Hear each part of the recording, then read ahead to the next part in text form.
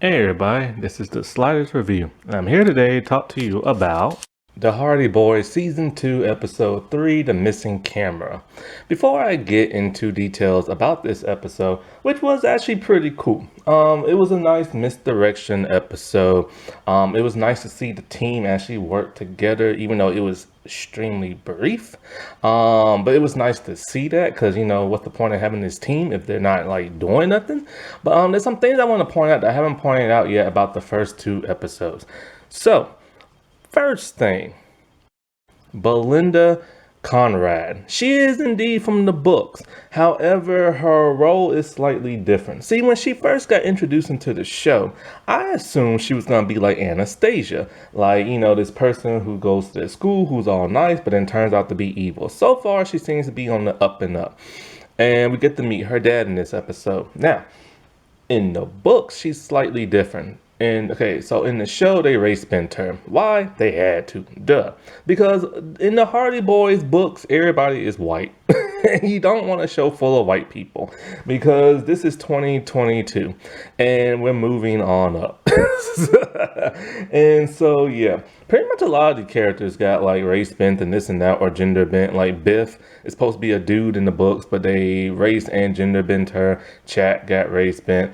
Callie got race bent, so it makes the show more interesting because, in the books, they was written back in them old days where it was just like predominantly white stuff. So, but in the books, Belinda actually has a crush on both Joe and Frank. And so as you can tell in the show, it's just not like that. She is the love interest of Chet because, well, Callie had eyes for another dude, and Frank pretty much just took Callie from Chat when Chat was acting like a little butthead. But then Chat ended up dumping her and all this other stuff. And so, yeah, 'cause he could see those two liked each other, and he just wasn't going to deal with that. So she is now the love interest of Chat. Because I've been wondering, is kind of like, what's the point of her in the show? Like, what is she supposed to do? And, all this other stuff. So they're making her more interesting, and she is helpful in this episode. Because I was kind of like, okay, she can't be evil because she's in the main poster and everything. So they must going to keep her around. Now, the next thing, Dennis Gilroy. He's not from the books. Now there is a Jerry Gilroy, but yeah, for some reason they decided to change his first name for some bizarre reason. Now, his girlfriend, on the other hand, I forgot what's her name. Is it Linda? Or is it Lucy? I can't remember which one. I'm just gonna go with Linda for now. Anyway, his girlfriend. I can't find her nowhere in the books, so I'm guessing she's probably made up for the show. And last but not least, Fenton Hardy. I was like, when I was watching the first episode of this season, I'm just like, something about this man looks different.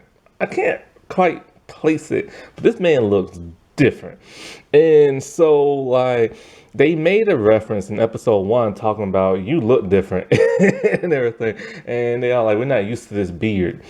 And so, like, I'm just like, there's something different about this dude, and he acts different in this season, and they wrote him different in this season. I'm just like, what is so different about him? It's because he's been recast. The original guy, not sure why he left, James Tupper, he was the dad from season 1. And then they replaced him with Anthony Lemke. Now, Anthony is best known for me from Queen of Swords. He played Grisham. And so, yeah, I always wonder what happened to that dude. He's like a huge star in Canada and stuff. He started in like so much stuff. And so I'm just kind of looking and I'm like, I'm looking, I was like, dude, you look different for some reason. Because I haven't rewatched season 1 yet. And then when I kept hearing his voice in this episode, I'm like, no, wait, hold up. That's Grisham voice. I had to do some research on why. And it is him. Like, I recognize that voice. And so, yeah, that's like the third thing. Now, this episode is a huge misdirect, which is okay with me. Because when you do a detective type show, you need misdirection. It's all part of the game. Somebody assumes something's going on, they blame it somebody else, then they try to figure out what it is, and then they're wrong. It makes for great like intrigue and drama and detective work. So I'm okay with that. The only reason why I'm a little like irritated by it just a little bit is that it's only okay if it's a traditional TV show of that like 20 or 22 episodes. That way you have a bunch to burn through. And it gives you more details of like characters, and it gives you more insight to the detective skills of whoever the detective is. Problem I'm having with this is that this season is only 10 episodes. With 10 episodes, you don't have time to waste. You don't got time for filler. You just need to like bust on through. Now, this season is a lot shorter than the last season. The last season was 13, probably because of the you know what virus and stuff. And also, it might have to do with I don't know how people feel really about season 1 because like when I initially watched season 1, I thought it was okay, but I thought it had like a huge pacing problem and it was too overly like dialogue and stuff. And the interesting stuff that was happening, I was like, hey, where's this gonna go? And so it was interesting. And I will say for now, season 1 is better than season 2 because there was a lot more going on in season 1. I still think Nancy Drew season 1 is better than both these seasons combined. But like the problem I had with season 1, it felt kind of stale, dry, and boring at times because there wasn't enough like humor or oomph or like stuff like that. It was just like very dry, but it was interesting, like all the stuff that was going on. And so I don't know how people feel about season 1, to tell you the truth. I never hear nobody ever talk about this show. Like never on Twitter, never on Instagram, never on YouTube. And the show quietly got renewed for a second season. And then when it did, no information was left behind. We went like 2 years with like nothing. And then then all of a sudden last week a trailer drops. And then it's just kind of like, oh, the show, it did get renewed and stuff, And so like you didn't forget about the show. And so it makes me wonder, that's another reason why it got dropped to like fewer episodes and stuff. Cause for the past 5, 6 years or so, we've been getting used to shows getting renewed very early. And there's a lots of theories as to why shows get renewed very early.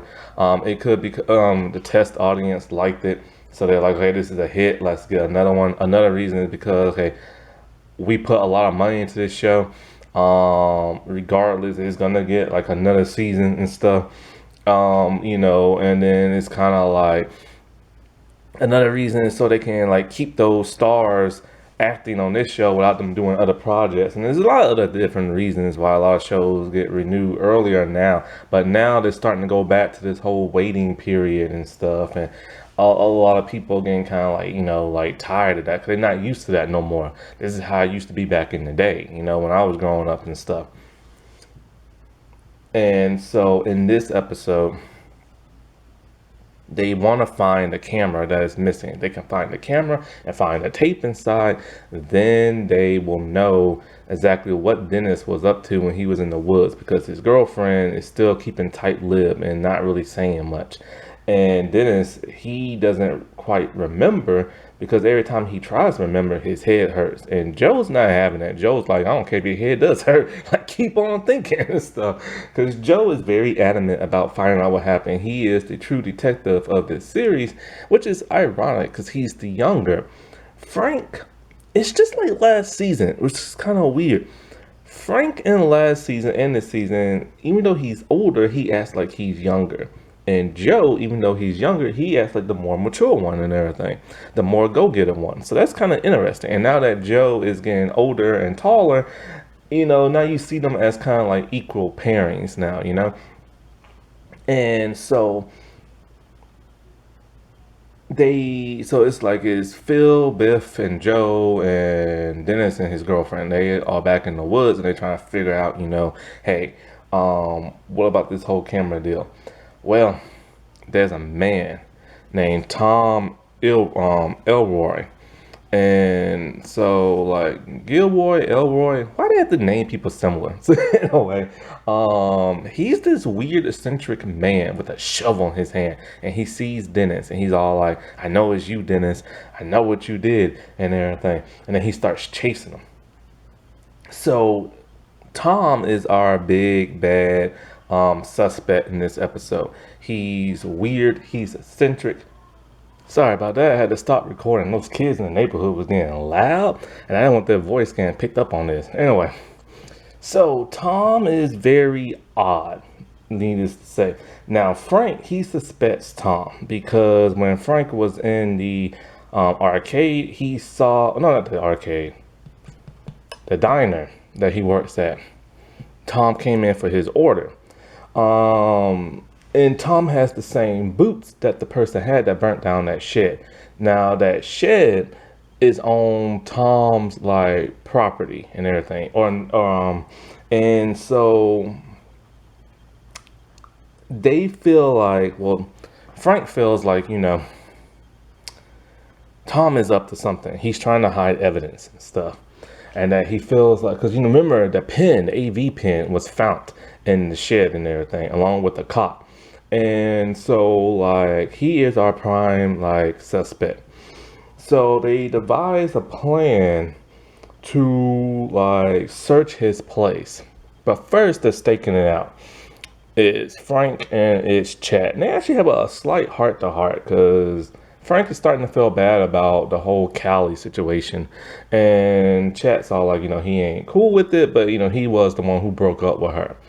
And so then they start talking about Belinda, and Chat's like, well, that's none of your business either, and stuff like that. So he does like Belinda and stuff like that.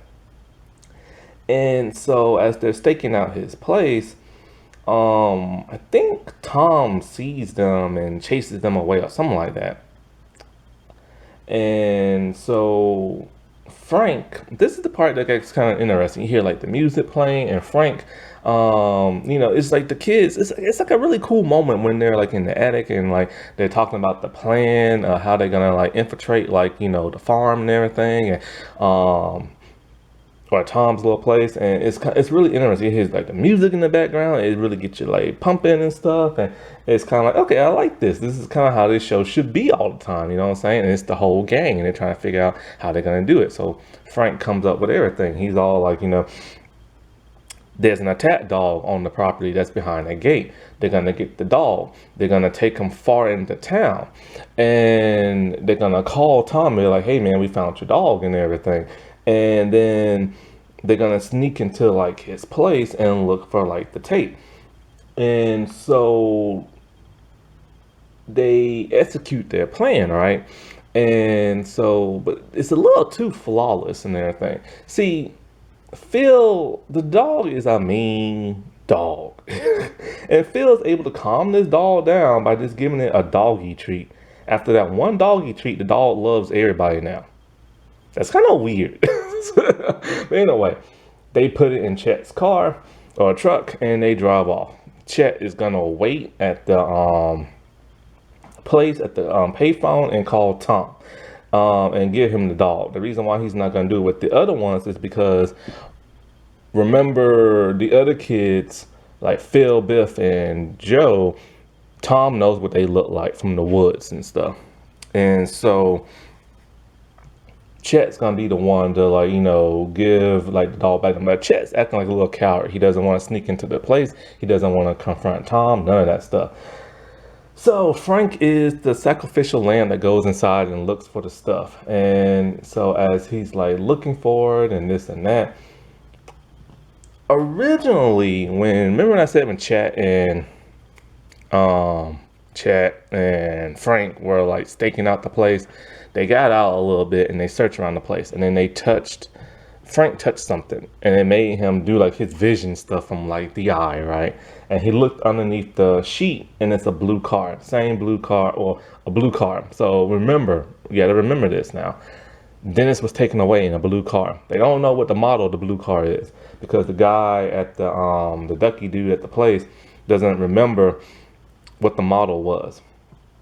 I think he's up to something, the Ducky dude, but I don't know. Anyway, so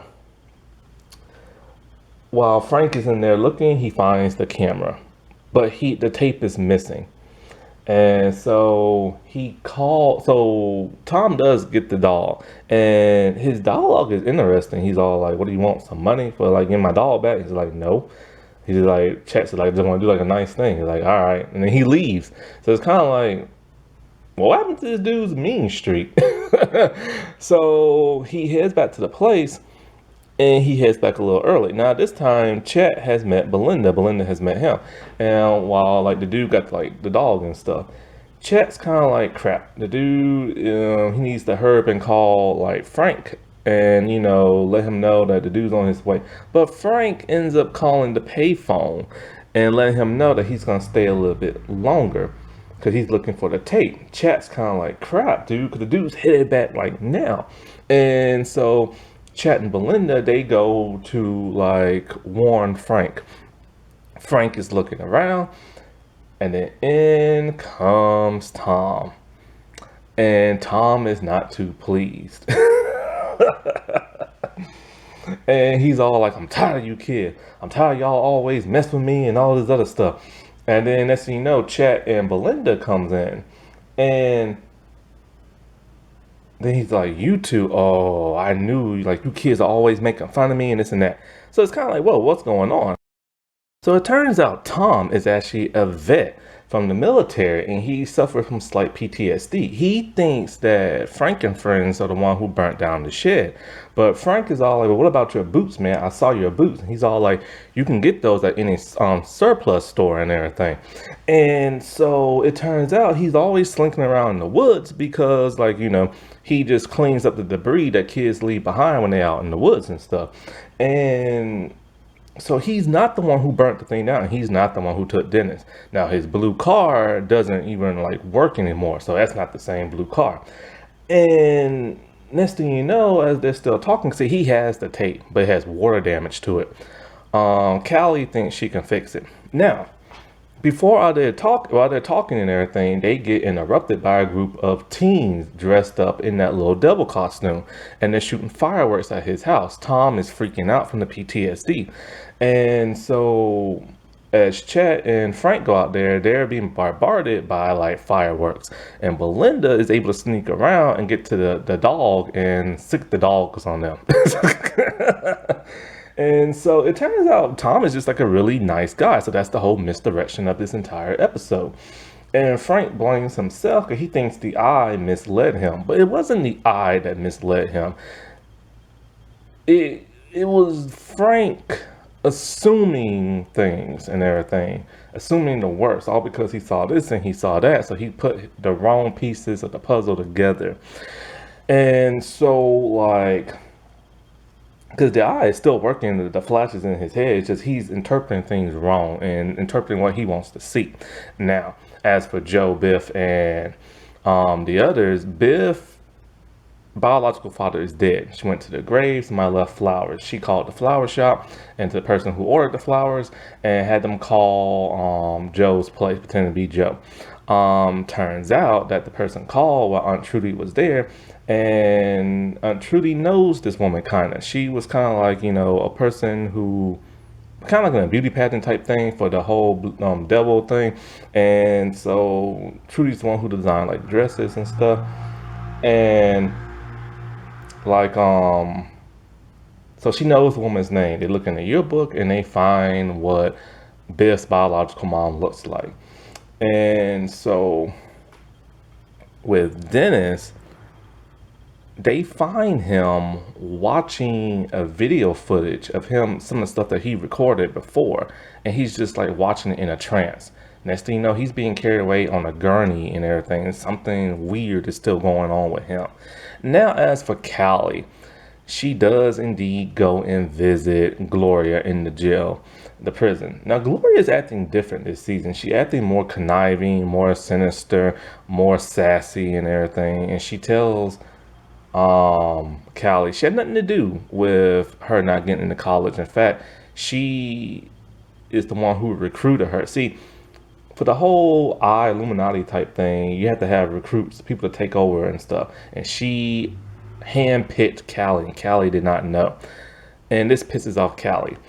And so what Gloria wants is Frank back. She wants good graces with him because Frank wants nothing to do with her. I know she knows he has the power, and I bet that's why she wants Frank. So when Callie was at the prison leaving, she sees Fenton go in, and Fenton sees her. When Callie was gonna tell Frank, Fenton stopped her and took her back home. It's all like, let's keep this between me and you, and blah blah blah. We don't know what the world's going on with Fenton and Gloria, but Trudy kind of knows, and so then we hear JB, and he's in like another room, another house, and he's eavesdropping on the Hardys and stuff. See, he planted a microphone bug in their house when he snuck in. And so the deal is he's still looking for the power of the eye. Now, the whole eye thing and Gloria, I kind of wish that would have been done with in the last season, but they kind of keeping it lingering on in this new stuff. So I kind of don't like that. It would be nice to have a new separate story, which we kind of got, but they're still trying to bring in stuff from elements of the first season, which is kind of like, let that just be one and done. Like, start a new season with a new complete story. And they're kind of doing that, but they're trying to blend in the first. And it's just like, just leave the first alone and do something new, you know? Alrighty. Well, I'll talk to y'all later. Bye.